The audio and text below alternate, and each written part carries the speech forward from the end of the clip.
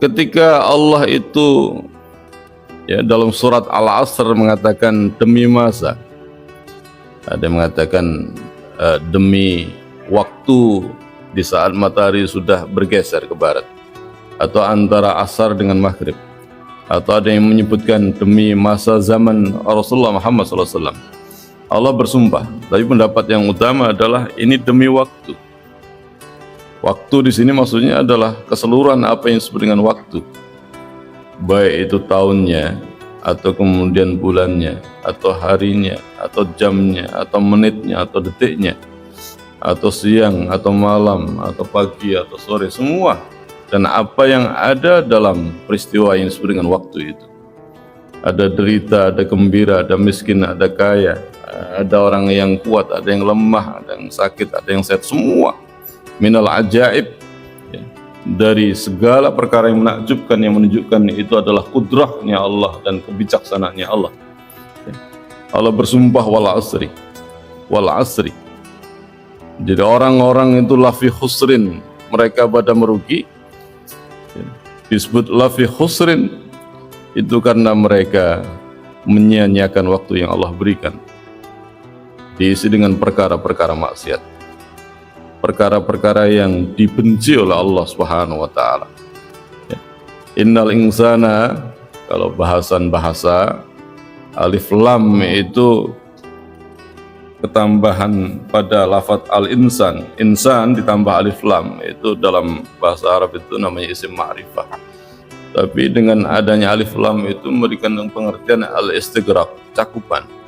Jadi seluruhnya orang itu tidak kemudian disebut jenis laki tertentu atau perempuan tertentu. Kalau disebut al-istighraq, yakni mencakup seluruh manusia, lafi khusrin. Bahkan disebut khusrin tidak menggunakan alif lam, itu untuk menunjukkan azimahnya, besarnya kerugian. Lafi khusrin, bukan lafil khusr. Itu untuk menunjukkan besarnya kerugian. Sebagian besar orang-orang ini pada kerugian yang sangat besar sekali kerugian. Ya. Nah, bagaimana disebut dengan kerugian? Ketika mereka menggunakan waktu yang sesungguhnya terbatas. Ini versi penafsiran sebagian mufassir, ketika Allah menyebutkan wal asr itu menunjuk pada salat asar atau pada waktu antara asar dan maghrib. Artinya hidup ini sebentar. Hidup ini sebentar, kesempatan ini terbatas. Kalau dalam satu hari itu mulai dari pagi guru bisa mesti, dan sebelumnya tulu isamsi, mulai terbitnya fajar sampai tenggelamnya fajar. Kalau disebut dengan wal asri itu antara asar dengan maghrib. Ini memberikan isyarat betapa kesempatan itu terbatas, betapa waktu itu tidak lama. Allah memberikan kesempatan pada kita itu tidak lama. Tapi dengan kesempatan yang tidak lama ini banyak orang yang merugi. Banyak orang yang merugi. Dia jatuh pada kemaksiatan. Dia meninggalkan apa yang jadi perintah. Dia melakukan apa yang dilarang oleh Allah Subhanahu wa taala. Tapi di sini kemudian ada istisna, pengecualian, illal ladzina amanu, kecuali siapa? Kecuali orang-orang yang beriman. Dan tidak hanya kemudian mereka orang yang beriman. Dengan iman itu dia amilus shalihat, dia beramal saleh. Nah, kalau dia mau seperti itu, ya, maka dia dapat kemuliaan. Bagian dari kemuliaan yang diberikan Allah pada umat baginda Rasulullah Muhammad SAW.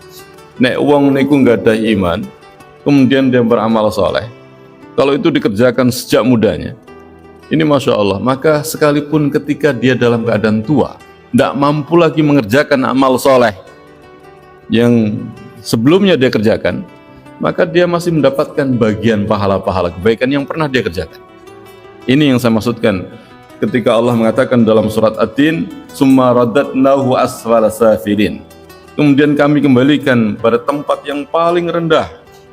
Kalau versi Mujahid, versi Abu Aliyah mengatakan asfala safilin itu adalah finnar. Tapi Ibnul Abbas yang dimaksudkan asfala safilin, summa radatnahu, jadi asfala summa radatnahu asfala safilin, yakni ketika kita sudah diciptakan oleh Allah dalam keadaan fi ahsani takwim, sempurna, ciptaan yang paling sempurna, kemudian dikembalikan pada akhirnya menjadi orang yang tua, yang lemah, bahkan kemudian bisa menjadi pikun. Lah bagaimana keadaan seperti itu? Kalau sudah pikun, sudah tua. Maka disebutkan illal ladzina amanu wa amilus solihati falahum ajrun ghair mamnun. Mereka tetap mendapatkan pahala yang tidak terputus. Sekalipun dia tua, mereka tidak terputus pahalanya. Ya. Tapi syaratnya tadi lah ya, ketika dia manfaatkan waktunya di masa mudanya itu banyak mengerjakan kebajikan, banyak mengerjakan amal saleh. Maka ketika tua tidak mampu lagi dia bisa lakukan, maka tetap pahala-pahala kebaikan itu, kebajikan yang dilakukan akan mengalir pada dia. Ini disandarkan juga penjelasan dari baginda Rasulullah Muhammad SAW, akhrajahu Ibnu Abi Hatim dan dari Ibnu Abbas. Rasulullah dawuh, idza kabural abdu wa dha'ufa 'anil amali katabalahu ajrun ma kana ya'mal fi sabibatihi. Ya. Apabila kemudian seorang hamba itu sudah menua, wa dha'ufa 'anil amal, dan lemah untuk mengerjakan amal soleh, katabalahu, maka ditulis bagi dia ajrun, pahala, ma kana ya'mal fi sabibatihi. Ya, akan ditulis pahala bagi dia sebagaimana dia mengerjakan amal pada saat dia muda. Itu yang dimaksudkan, yakni surat At-Tin, yakni falahum ajrun ghair mamnun, bagi mereka pahala yang tidak ada putus.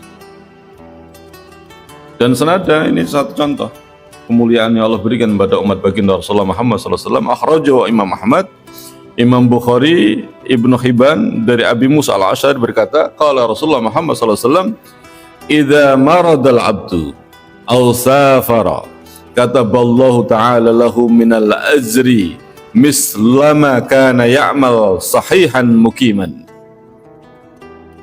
Sapa wonge sing diloro, fa idza maradal abdu, kalau seorang hamba itu sakit atau kemudian dia safar, Allah akan menulis pahala semisal sebagaimana amal yang dia kerjakan ketika dalam keadaan dia sehat dan dalam keadaan dia tidak safar, yakni mukim. Wa fi riwayatin anhu, dalam riwayat itu juga kemudian disebutkan Rasulullah summa qara'a sallallahu alaihi wasallam falahum ajrun ghair mamnun, bagi mereka diberikan pahala yang tidak ada putusnya. Jadi nek jenengan niku biasa misalkan qiyamul lail tahajud, kemudian jenengan safar, turu sampai subuh, nggak apa-apa, tetap dicatat mendapatkan pahala qiyamul lail, salat tahajud. Jenengan biasa kemudian baca Al-Quran dalam keadaan mukim, begitu jenengan safar, jenengan tidak baca mushaf, jenengan juga nggak hafal, jenengan tidak baca, maka istiqomah atau rutinitas jenengan lakukan itu akan dicatat. Anda akan mendapatkan pahala sebagaimana Anda lakukan ketika keadaan Anda adalah mukim. Dalam keadaan sehat, jenengan biasa kemudian sholat sunnah rawatib. Begitu kemudian sakit, Anda cuma cukup sholat fardu, tidak ada rawatib, maka tetap akan dicatat Anda mendapatkan pahala sholat rawatib.